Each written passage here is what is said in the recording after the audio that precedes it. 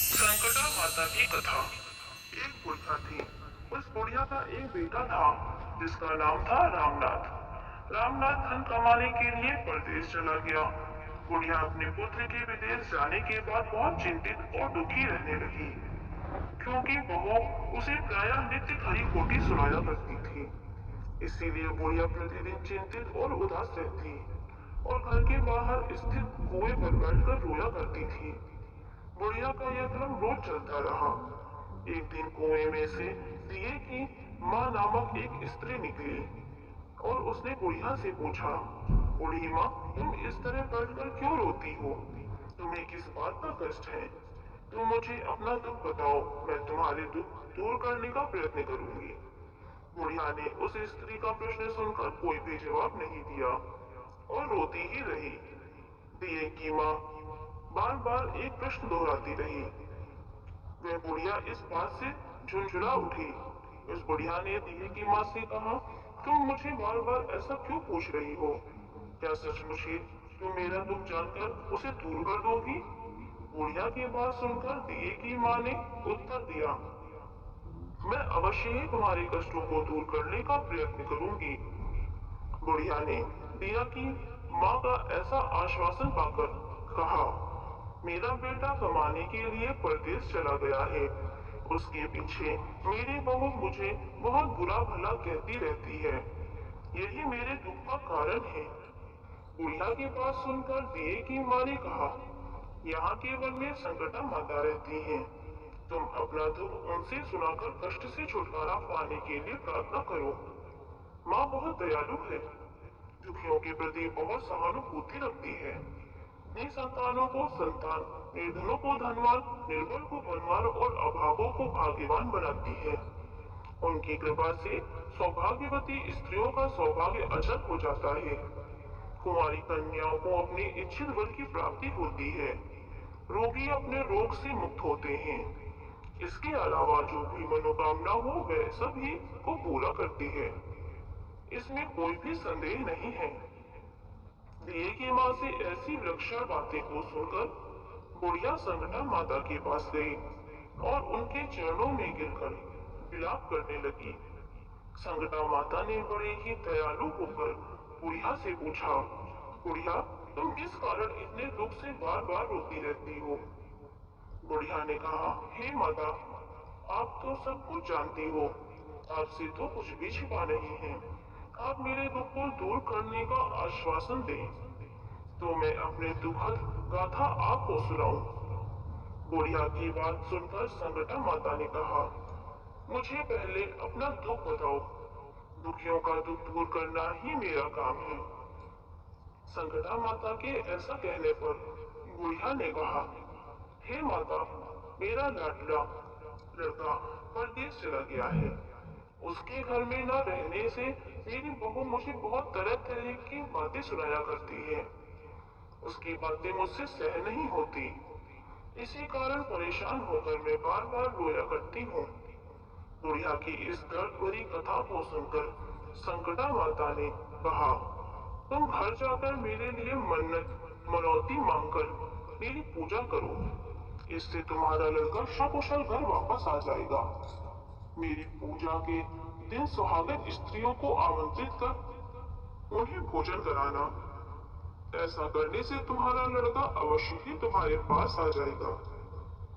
संकटा माता के कहे अनुसार उस बुढ़िया ने मनौती मांगकर पूजा की और सुहागिन स्त्रियों को भोजन के लिए आमंत्रित किया। परंतु विचित्र बात यह हुई, जब बुढ़िया ने स्त्रियों के लिए लड्डू बनाने शुरू किए तो उससे 7 की जगह 8 लड्डू बन गए। इस बात से बुढ़िया बहुत ही असमंजस में पड़ गई। ऐसा होने का क्या कारण है? कहीं मुझसे गिनने में तो गलती नहीं हो रही, अथवा अपने आप 8 लड्डू बन जाने का कोई अन्य कारण है? उसी समय संकटा माता एक वृद्ध स्त्री के रूप में बुढ़िया के सामने प्रकट हुई और बुढ़िया से पूछा, क्यों बुढ़िया, आज तुम्हारे यहाँ कोई उत्सव है क्या? यह सुनकर बुढ़िया बोली, आज मैंने संकटा माता की पूजा की है और सुहागिन स्त्रियों को भोजन के लिए आमंत्रित किया है। किंतु जब गिनकर 7 लड्डू बनाती हूँ तो वे लड्डू अपने आप ही 8 बन जाते हैं। मैं इसी बात से चिंता में पड़ गई हूँ। बुढ़िया की बात सुनकर संकटा माता ने कहा, क्या तुमने किसी बुढ़िया को भी आमंत्रित किया है? बुढ़िया कहने लगी, नहीं, मैंने ऐसा नहीं किया। परंतु तुम कौन हो? संकटा माता ने कहा, मैं बुढ़िया हूँ, मुझे ही आमंत्रित कर लो। ऐसा सुनकर बुढ़िया ने उस बुढ़िया रूपी धारी संकटा माता को भोजन के लिए आमंत्रित कर लिया। इसके बाद बुढ़िया के घर पर सभी आमंत्रित सुहागिनें आ पहुंची और बुढ़िया ने सबको लड्डू तथा अन्य मिठाई आदि का भोजन कराया। इससे संकटा माता उस बुढ़िया पर बहुत प्रसन्न हुई और माता की कृपा से उस बुढ़िया के बेटे के मन में अपनी माता और पत्नी से मिलने की इच्छा उत्पन्न हुई और वह अपने घर के लिए चल दिया। कुछ दिन बीतने के बाद वह बुढ़िया संकटा माता की पूजा कर सुहागिनी को भोजन करा रही थी कि किसी ने उससे लड़के के आने की सूचना दी, लेकिन बुढ़िया अपने काम में लगी रही। उसने कहा, लड़की को बैठने दो, मैं सुहागिनों को जमा कर अभी आती हूँ। लड़के की बहू ने पति के आने का समाचार सुना। उसी क्षण पति के स्वागत के लिए तुरंत घर की ओर चल दी। लड़के ने अपनी पत्नी को देखकर मन में सोचा कि मेरी स्त्री मेरे प्रति कितना प्रेम रखती है, जो खबर पाते ही मुझसे मिलने आ गई। परंतु मेरी माँ मुझ पर जरा भी प्रेम नहीं करती। मेरे आने की खबर पाकर भी मेरी माँ मुझसे मिलने नहीं आई। जब पूजा का काम समाप्त हो गया, सभी सुहागिनें भोजन करके अपने अपने घर लौट गईं। बुढ़िया अपने बेटे से मिलने के लिए उसके पास पहुंची। माँ के आने पर लड़के ने पूछा, माँ अब तक कहाँ थी? माँ ने कहा, बेटा मैंने तुम्हारी कुशलता के लिए संकटा माता से मनौती मांग रखी थी। उसी को पूरा करने के लिए सुहागिनें जमा कर रही थी। संकटा माता की कृपा से उनका मन अपनी पत्नी से हट गया।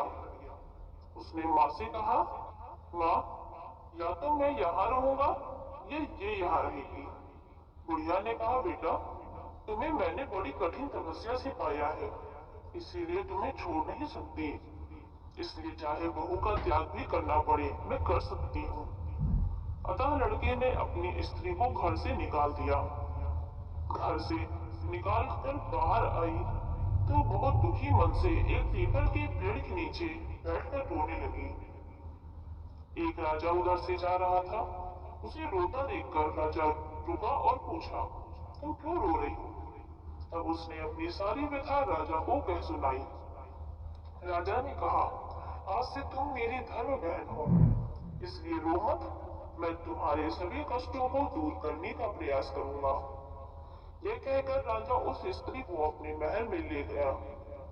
महल ले जाकर राजा ने रानी को सारी कथा सुनाई और रानी को कहा, देखो आज से मेरी यह धर्म बहन है, इसी महल में रहेगी और इसको किसी भी प्रकार का कष्ट नहीं होना चाहिए। राजा के यहाँ पहुंचकर कुछ दिन बाद धर्म से प्रेरित होकर रामनाथ की स्त्री ने भी संकटा का व्रत आरंभ कर दिया और संकटा माता के निमित्त सुहागिनों को भोजन कराने के लिए आमंत्रित किया। उसने रानी को भी आमंत्रित किया। जब सभी सुहागिनें लड्डू खाने लगी तो रानी ने कहा, मुझे तो रबड़ी मलाई और स्वादिष्ट मिष्ठान ही हजम होते हैं, ये पत्थर समान लड्डू कैसे हजम होंगे? ऐसी अवहेलना पूर्ण बातें कहकर रानी ने लड्डू खाने से मना कर दिया। कुछ समय बाद संकटा माता की कृपा से रामनाथ अपनी पत्नी को खोजते हुए राजा के महल में आया। वहां आकर अपनी पत्नी को संकटा माता की पूजा करते हुए देखा तो संकटा माता को हाथ जोड़कर प्रणाम किया और अपनी पत्नी से कहा, प्रिय मेरे अपराध को क्षमा करो। पत्नी ने कहा, हे नाथ यह सब प्रारब्ध से ही होता है। इसमें आपका कोई दोष नहीं है। आप मेरे ईश्वर रूप हो, मेरे ही अपराध को क्षमा करें। यह कहकर दोनों ने विधि पूर्वक संकटा माता का व्रत तथा कथा सुनी। संकटा माता की पूजा की। पूजा को समाप्त कर सुहागिनों को जमा कर दोनों पति पत्नी अपने घर की ओर प्रस्थान के लिए तैयार हुए। जाते समय रामनाथ की स्त्री ने राजा रानी से कहा, जब मुझ पर दुख पड़ा था तो आप लोगों ने धर्म बहन बनाकर मुझे आश्रय दिया था। यदि आपको भी किसी तरह की सहायता की आवश्यकता हो तो मेरी कुटिया में निसंकोच चले आना। ऐसा कहकर दोनों पति पत्नी अपने घर चले आए। संकटा माता के प्रसाद का निरादर करने के कारण रानी पर भारी संकट आ पड़ा। रामनाथ की बहू के जाते ही उनका राजपाट नष्ट हो गया। ऐसी विपत्ति में पड़कर रानी ने राजा से कहा, न मालूम वह तुम्हारी धर्म बहन कैसी थी, उसके यहाँ से जाते ही सब कुछ नष्ट हो गया। रानी ने राजा से कहा, जाते समय वह कह गई थी कि जब मेरे पर कष्ट पड़ा था तब मैं तुम्हारे यहाँ आई थी, और कदाचित तुम्हारे ऊपर अगर कोई कष्ट पड़ता है तो तुम भी मेरे घर चले आना। इसीलिए हम लोग उसके यहाँ चले चलते हैं। ऐसा विचार कर राजा रानी दोनों ही अपनी धर्म बहन के घर गए। वहां जाकर रानी ने कहा, बहन, तुम्हारे जाते ही ऐसा क्या हो गया कि हमारी सारी संपत्ति नष्ट हो गई। हम लोग बहुत परेशानी में पड़े हुए हैं। रानी की बात सुनकर रामनाथ की स्त्री ने कहा, बहन, मैं तो कुछ नहीं जानती। मेरी तो सब करता धरता संकटा माता है, इसके अतिरिक्त कोई दूसरा नहीं। इसीलिए मेरी राय में तुम संकटा माता से अपनी भूलों के लिए क्षमा याचना करो और उन्हीं की मान मनौती से तुम्हारा काम बन जाएगा। तुम्हारे सारे बिगड़े काम अपने आप सुधर जाएंगे। रामनाथ की स्त्री की बातें सुनकर रानी ने श्रद्धा भक्ति से संकटा माता का व्रत किया और सुहागिनों को जिमा कर अनजाने में हुई अपनी सब भूलों के लिए संकटा माता से बार बार क्षमा मांगी। रानी के ऐसा करते ही संकटा माता प्रसन्न हो गई और रात में रानी को स्वप्न में कहा कि तुम दोनों पति पत्नी अपने महल को चले जाओ, वहां जाकर मेरी पूजा करना और मेरे निमित्त सुहागिनों को जिमाना। ऐसा करने से तुम्हारा गया हुआ राजपाट तुम्हें दोबारा वापस मिल जाएगा। सुबह होते ही रानी ने अपने सपने की बात राजा को बताई। रानी की बात सुनते ही राजा उसी क्षण रानी को साथ लेकर अपने महल की ओर चल दिया। महल में आने के बाद राजा रानी ने संकटा माता के कहे अनुसार पूर्ण भक्ति भाव से माता संकटा की पूजा की और सुहागिनों को भोजन कराया। ऐसा करने से उनका बिगड़ा हुआ सारा समय सुधर गया और सारा राजपाट उन्हें वापस मिल गया और वह पहले की तरह राज्य का सुख भोगने लगे। भगवत प्रभु भगवत मार्ग के वंशज, आपके लिए एक संदेश है, कृपया इसे जरूर पढ़ें। जय श्री राधे, जय श्री कृष्ण।